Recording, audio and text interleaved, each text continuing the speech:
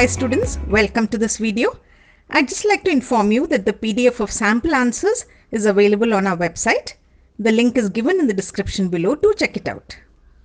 The topic for this video is describe a place you like to visit but don't want to live in.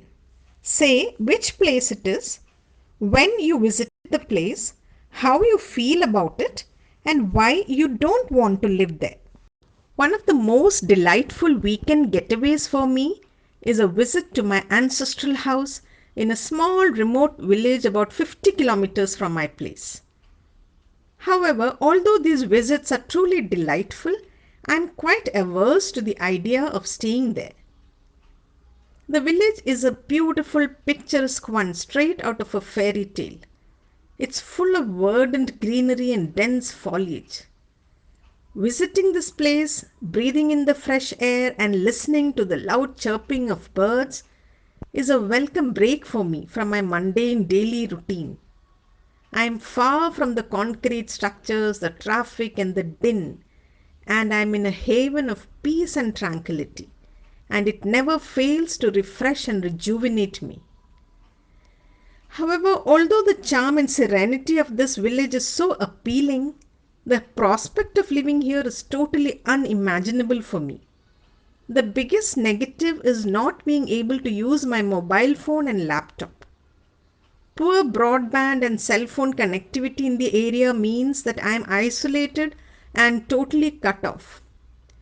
Without digital access, I would be hampered and limited, and my work would suffer. I would be lost, bored, and helpless. Not being able to communicate with friends or family, shop, work, study, or look up information on the internet. I think, like almost all of us, I am hooked to the convenience, the amusement, and the entertainment of the internet. Another thing is the power outages. During heavy storms and rains, there is no certainty about when power supply will be resumed. And this means that my phone cannot even be charged. So while the countryside is idyllic, and to go there once in a while and breathe in the fresh air is very appealing for me, the urban jungle is where I belong, blissfully enjoying the benefits of high-speed broadband and uninterrupted power supply. Now we move on to the discussion part. Do Indians like to travel abroad? I think Indians love traveling overseas.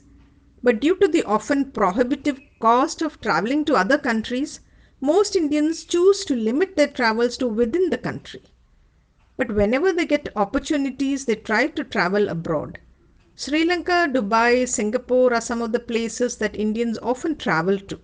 Who prefers traveling abroad, the young or the old? Often it's the young who are more adventurous, and thus they tend to travel to other countries more often than the elderly. Young professionals with disposable incomes are more receptive to new experiences and cultures, and they make it a point to set aside some time to travel and explore. Recently, though, there is an increased tendency among older people, especially retirees, to spend some of their savings and travel abroad. How much time do you think people should spend on a trip abroad? I think it's hard to generalize. Those who are employed would get very few holidays, and so it would not be possible to spend too much time on visits to other countries. But there are others who take a break from their studies or work and travel for months and years. So I think it depends on the individual and his circumstances. Which do you think is a better way of knowing about a country? Reading about it or visiting it? I would say while we can glean a lot of information about a place by reading about it, it would still be a second-hand experience. We can only come to truly understand something by experiencing it personally. While books are a great way to get a bird's-eye view of a place, I think we must visit it to get a better, deeper understanding. That's all in this video. I'll soon be back with another topic. If this video was useful for you, give us a thumbs up, subscribe and click on the bell icon for more updates. And also do share with your friends.